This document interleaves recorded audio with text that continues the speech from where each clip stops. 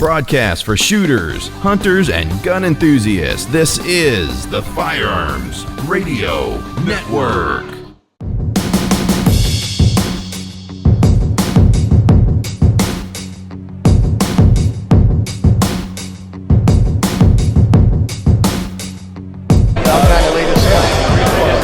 Alex, are you the owner of the company? Yes, I'm the owner and kind of head R&D inspiration for the Chief cook and bottle washer, as they say? All right. Are we ready? All right, guys. We're here with Alex Robinson of Robinson Armament Company, and he's here to introduce you to a product that they have developed that I think is quite innovative. So, Alex, go ahead and tell us a little bit about your rifle. Well, when I was younger, much younger, I built M16s, and I could never get them to work exactly the way I want them to, and I was really frustrated with the controls on them.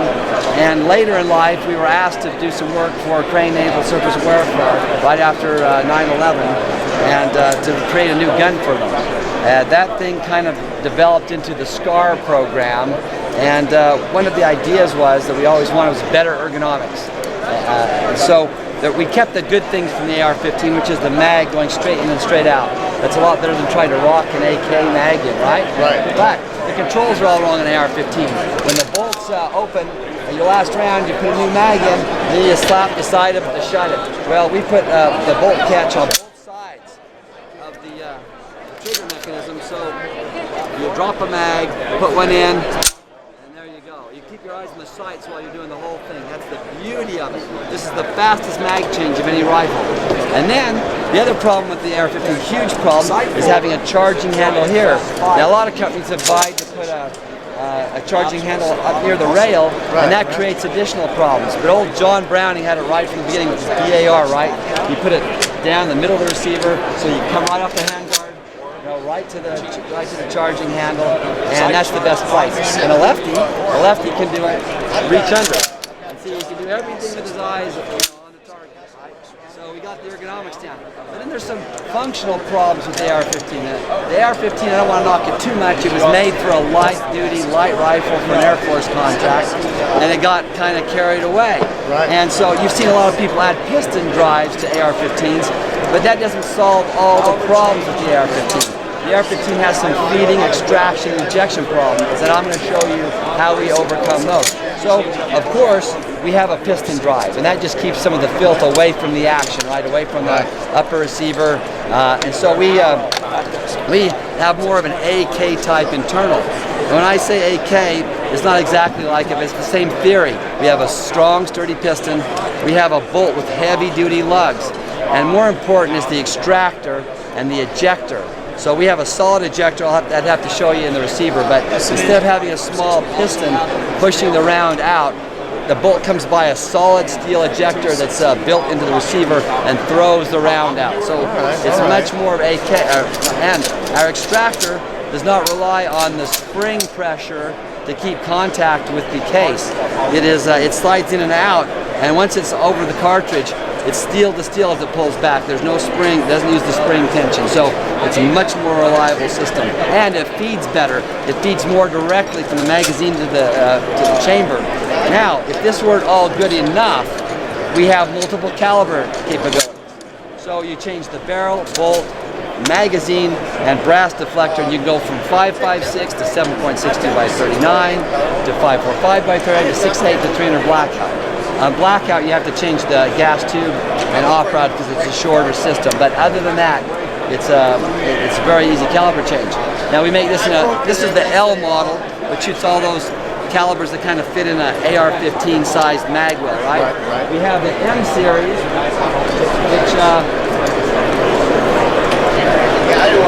which take everything that fits in kind of a 308 mag well, and it works the same way. Again, we've incorporated some of the new key mod systems in. This one we've got the rails cut off. Some people just want a thin gun, kind of thin speed gun, don't want to worry about stuff. The M series is basically the same rifle that shoots the larger calibers. Then we also didn't want the action going back in the stock, because that means you can't have a folding stock. Well, there we go. We have a folding stock which is all metal, except for the human interface parts, the cheek piece and the butt pad.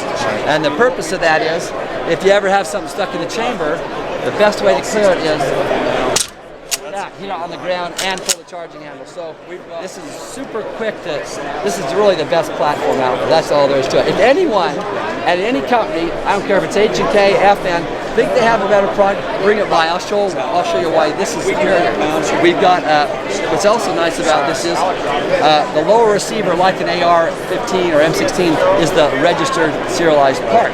What this allows you to do is buy one receiver and build a myriad of different weapons out of it. For instance, this is the same thing as that large. This is a 308 lower with a 9.5-inch barrel on it.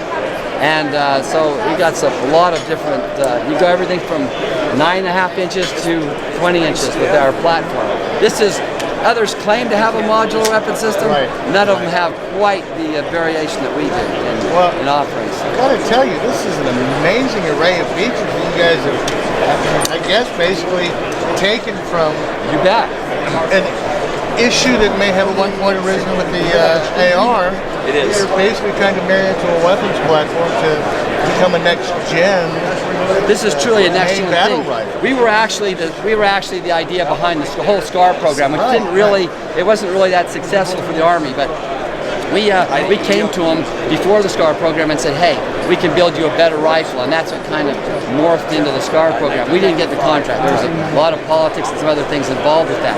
But we have a better platform system and much more. If you had more time, I'd show you how we take it all apart. I take the barrel out in just 2 minutes or less. Well, let me ask you this, Alex. I understand that you have military versions. Yes. What do you have as an offering for the civilians? Oh, that's great. I'm sorry. We actually sell more to civilians than police. All of our 16-inch barrel versions, like all of our 16-inch versions. Here's one. This is ownable by a civilian. This is a 7.62 by 39 version. The only difference is it's got a shorter brass deflector, and a 7.62 barrel and 7.62 bolt inside of it. But this will shoot the 7.62 by 39. It's ownable by civilians.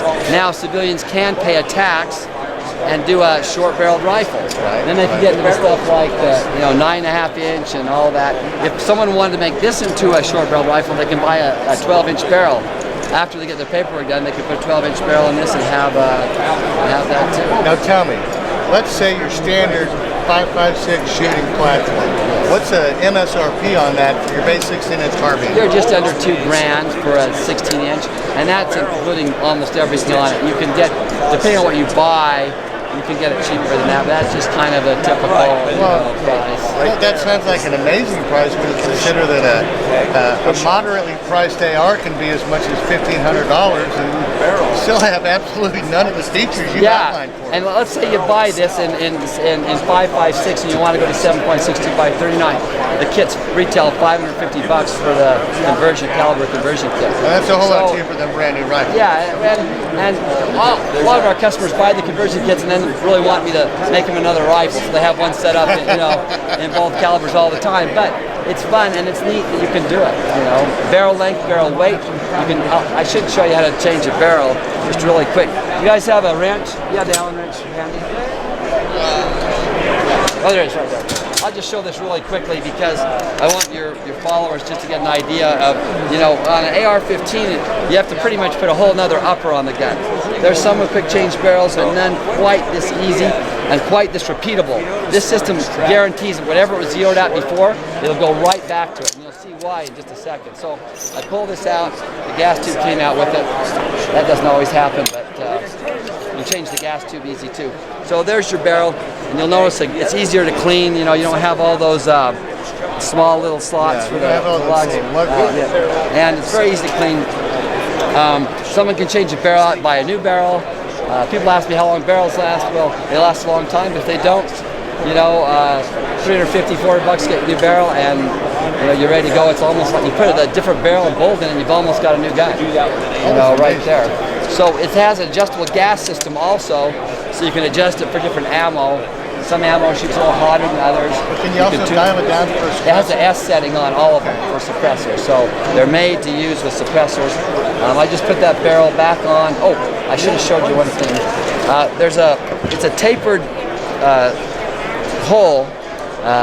That's your orientation? Yeah, and what it does is the bolt that retains it has the same taper. So when this is tightened up, it can't be a little bit rotated anyway, so it's perfectly. So that's how you get your. Yes, we have a patent on it. Yes. All right. And so if it was zeroed before you took it out, it's still zeroed when you put it back in. Alex, this is amazing. This is an impressive product. I think I'm definitely wondering about the choices I've made in the past. Now that I see this. Well, it's funny because the biggest thing we get from our customers is once they've bought one, they don't want to shoot an AR-15 again, and most of it is just the controls. You know, they just once they get used to having the controls where they should have been in the first place, you know, they kind of think, you know, do I really want to compete? Do I really want to, you know, go on duty with what I had before? No, they sell their AR-15s, and this becomes their go-to gun. Well, Alex, your brainchild is a masterpiece. Thank you. I appreciate it. Thank you for coming on the show and talking with us. Guys, stay tuned. This may be the one to beat. This has been a production of the Firearms Radio Network. You can find more information at firearmsradio.tv.